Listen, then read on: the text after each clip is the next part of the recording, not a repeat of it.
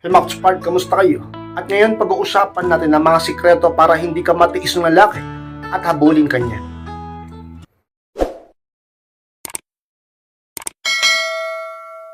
At kung handa na kalabas na po tayo, at muli, be inspired!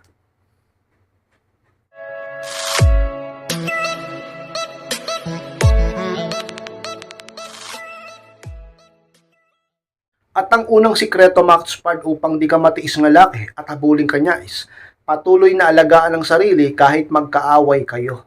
Yan ang unang sikreto dyan ka-inspired upang ang lalaki, kahit anong mangyari ay hindi ka matiis at habulin ka pa niya. Kahit pa sabihin natin ka-inspired na nagkaaway kayo o nagkatampuhan o kung anumang dahilan ngayon kung bakit siya ay hindi nagpaparamdam at tila ba lumalayo sa iyo, ang gawin mo, patuloy kang mag-alaga ng sarili mo. Patuloy kang magpaganda. Patuloy mong ayusin ang sarili mo. Kahit na ganyan ang sitwasyon nyo. Kahit ngayon nagmamatigas siya sa'yo. Kahit ngayon tila ba tinitiis ka niya. Diba, lalaki pa rin yan. At isa pa, mahal ka pa rin yan. Hindi naman agad-agad nawawala ang pag-ibig Porket ba nag-away? Porket ba nagkatampuhan? Porket ba nagkagalitan? At nakapagsalita ng hindi maganda, hindi na kagad mahal, mahal pa rin. Nag-iba lang yung emosyon kasi nga nainis o nagalit. Pero yung pag-ibig andyan pa rin, kailangan lang muling ilabas. At ang sa mga sikreto upang muling lumitaw ang pag-ibig niya sa'yo. Hindi kanya matiis at maghabol siya sa'yo. Kailangan makitaan kanya ka-inspired na meron kang tunay na halaga sa sarili mo. At para mangyari yun, alagaan mo ang sarili mo. Magpaganda, magpa-sexy. Patunayan mo sa kanya ka-inspired na siya ang manghihinayang, siya ang mawawalan, at siguradong siya ay magsisisi kapag tuluyan kanyang iniwan o pinabayaan o tiniis. Kaya patuloy mong alagaan ang sarili mo. Sigurado ka-inspired, hindi yan makakatiis sa'yo. Baka sabihin ng iba, ka-inspired, bakit ko pa gagawin yan? Sobra-sobra na yung pang-aabuso niya sa akin. Sobra-sobra na yung ugali niya na yan. Ang pangit ang ugali niya sa akin. Sigurado ka ba na talagang ayaw mo na? Sigurado ka ba na talagang hindi mo na siya mahal? Baka naman sa katagalan magbago ang isip at damdamin mo. Baka ngayon mo lang sinasabi dahil galit ka. Bakit ka pa nanonood sa akin ngayon? Kung ayaw mong bumalik ang lalaki sa'yo. Ka-inspired. Sa mga talaga man totoo. Patuloy mong alagaan ang sarili mo kahit medyo mahirap.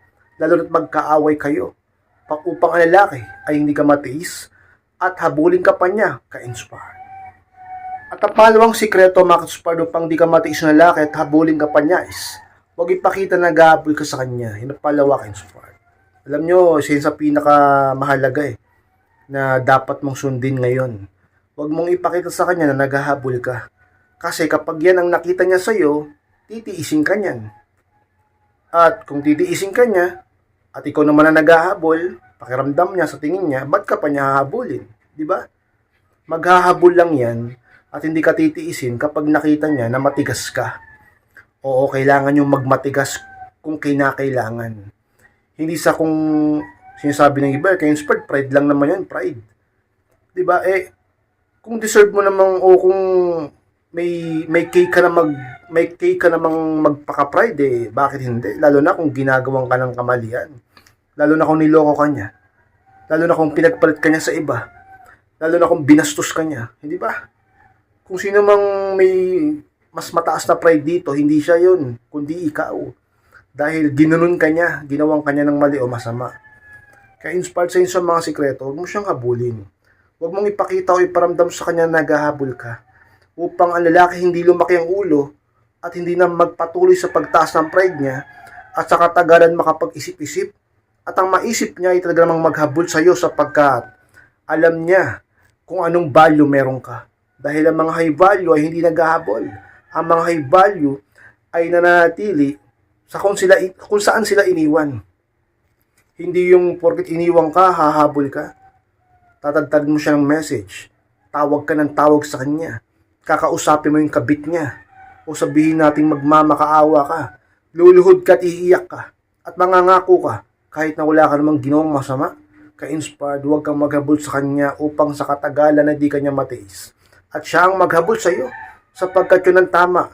Lalo na kung nasa katwiran ka-inspire. Pangatlong sikreto, Max Pard, upang di ka matiis ng lalaki at habulin ka niya is iwasang maging sobrang clingy o laging available. Yan ang pangatlo, inspired. Alam nyo, kung medyo okay pa naman kayo ngayon, huwag ka masyadong clingy. Pinapakita mo na sobrang baliw ka sa kanya pagka ganyan ka.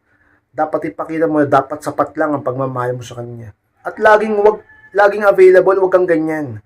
Huwag kang laging available kay inspired dahil ang lalaki, pagsasawaan ka. At kung lagi kang clingy, dikit ka ng dikit sa kanya, tuwing magkasama kayo, akala mo okay lang sa kanya, pero ang totoo, ano na yan, sabihin natin na-spoiled mo na yan. Patawa-tawa lang kayong dalawa. Masaya kayo, nakikita mo, okay yun. Pero yung sobrang clingy mo, iniisip na lalaki, sobrang baliw ka sa kanya pagka ganyan. Dapat ano pa rin, matuto ka pa rin magpakipot, magpaka-mysterious, 'di ba? Dapat ipakita mo pa rin na sapat lang ang pag-ibig o pagmamahal mo sa kanya. Maging sweet pero huwag maging sobrang sweet. Ganyan lang 'yan. Mag-effort pero huwag sobrang maging ma-effort. Dumikit sa kanya, maging clingy pero huwag din naman sobra. At maging available pero huwag laging sobrang available. Dapat sapat lang at huwag ka ring magkukulang. Ganyan, dapat talaga balance eh. Sabi ng iba, kaya ang hirap naman. Kailangan balance, kailangan balansehin, kailangan fair lang. Ganoon talaga. Sa mundong to, ganyan umiikot ang maraming bagay. Sapagkat lahat ng sobra ay hindi maganda.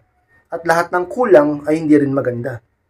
Kailangan yung masterin yan na maging sapat lang kahit sa pag-ibig mo sa lalaki upang ang lalaki ay hindi lumaki ang ulo at magpahabol sa iyo.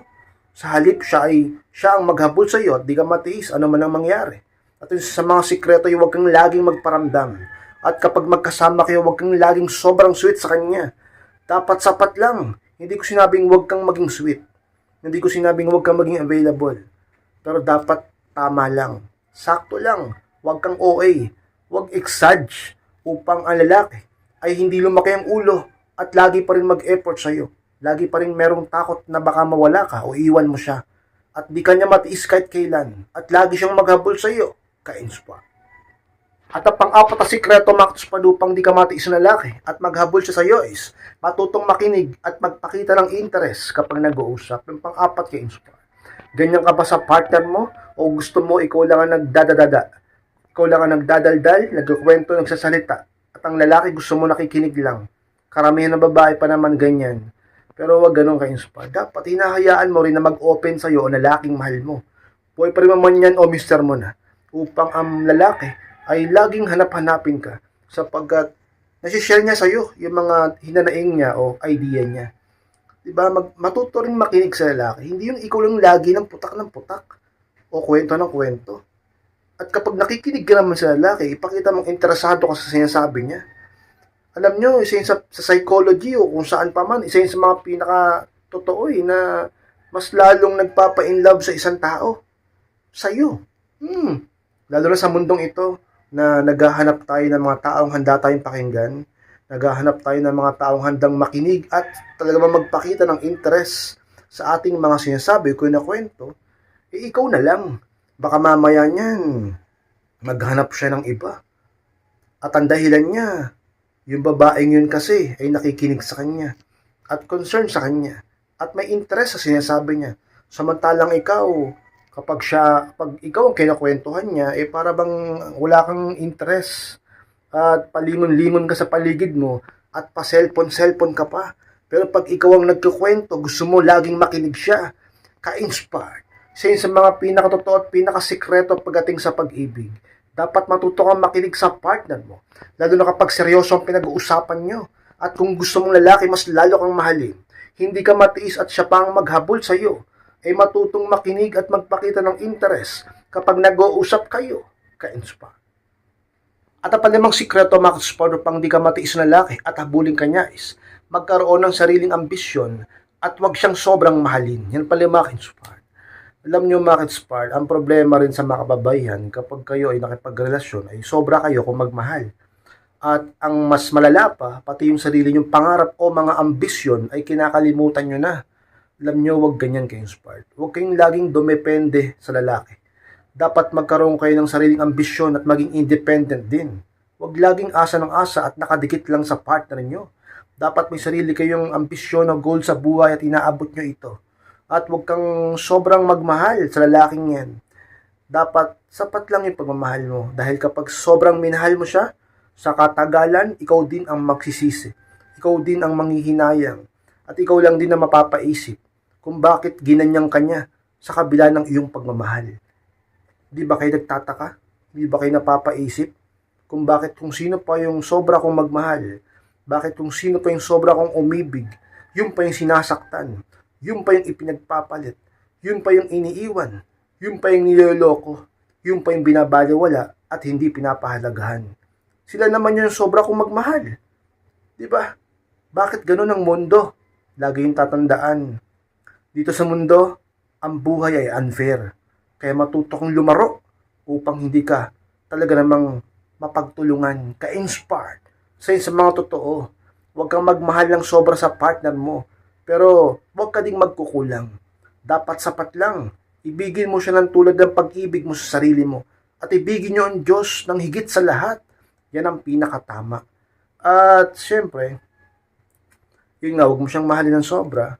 At dapat, lagi ka pa rin nagsusumikap sa ambisyon mo upang ang lalaki ay hindi makapagmalaki sa'yo. Talaga namang matulungan mo pa siya at mas lalo siyang humanga sa'yo at maging proud sa'yo at matakot na mawala ka. Di kanya matiis at maghabol lagi sa'yo. Ka-inspire. At ang pang-anim sikreto, Max-Inspired, upang di ka matiis ng lalaki at habulin kanya is palaging pahalagahan at respetuhin ang sarili. Yan pang-anim ka-inspired. Pinapahalagahan mo ba ang sarili mo? Nare-respeto mo ba ang sarili mo? O baka naman sinasabi mo lang yan pero hindi yan ang nakikita sa'yo ng mga tao at ang partner mo. Dahilan kung bakit ngayon binabaliwala ka niya, binabastos ka niya, nilalayo o tinitiis at nasa kandungan siya ng iba. Ka-inspired kung gusto mo na lalaki mas lalong mahalin ka, laging habulin ka, di kanya matiis at laging may takot na mawala ka at gumawa siya ng masama. Dapat ipakita mong pinapahalagahan mo ang sarili mo at narespeto mo ang sarili mo. Sa paanong paraan, alagaan mong sarili mo. Huwag mong hayaang inaapi ka ng partner mo at gumawa ka ng paraan upang kumita ng sariling pera, mag-self-improve, pagandahin ang buhay, at huwag maghabol sa lalaki. Huwag ipakitang baliw ka sa kanya, huwag kang laging available, mag-focus ka sa sarili mo, at mahalin lang siya ng sapat. Yan yung mga bagay na yung ka-inspire, diba? Yan ang pagpapakita na pinapahalagahan mong sarili mo. Masasabi mo ba na pinapahalagahan mong sarili mo kung habol ka ng habol sa lalaki? Masasabi bang nare-respeto mo ang sarili mo kung hinahayaan mong laging niloloko ka niya? Masasabi bang pinapahalagahan mong sarili mo kung pinapabayaan mong minumura-mura ka niya at sinasaktan ka niya pisikal? Nare-respeto mo sarili mo pagka ganon? Sa tingin mo, mahal mong sarili mo pagka ganon? Nahihibang ka na ba? Ka-inspired. Huwag kang ganyan. Itigil mo ang iyong pagiging TANGA sa ganyang bagay. Mahalin at respetuhin mong sarili mo upang mahalin at respetuhin ka din ng mga tao. Lalong-lalo na lalaking mahal mo. Pahalagahan mo kung sino ka nung hindi mo pa siya nakikilala. Ang taas ng tingin mo sa sarili mo nung hindi mo pa siya nakikilala. Sobrang pinapahalagahan mo ang sarili mo. At hindi mo hinahayang binabastos o sinasaktan ka ng ibang tao. Tapos ngayon, nakipagrelasyon ka lang sa kanya, minahal mo siya, nagmahal ka lang, hinahayaan mo lang, ginaganyan ka. Sa tingin mo ba tama yan? Sa tingin mo ba magbabago siya pagka ganyan? Sa tingin mo ba meron siyang matututunan kapag hinayaan mong ginaganyan ka lang niya? Matuto kang lumaban lalo na kapag nasa katwiran ka. Ka-inspired, pahalagahan mong sarili mo. Huwag kang maghabol, mag-no contact call kung kinakailangan at laging mag-self-improve. Mahalin ang sarili upang mas lalo ka rin niyang mahalin. Hindi ka niya matisat siya pang laging maghabol sa iyo. Ka-inspire.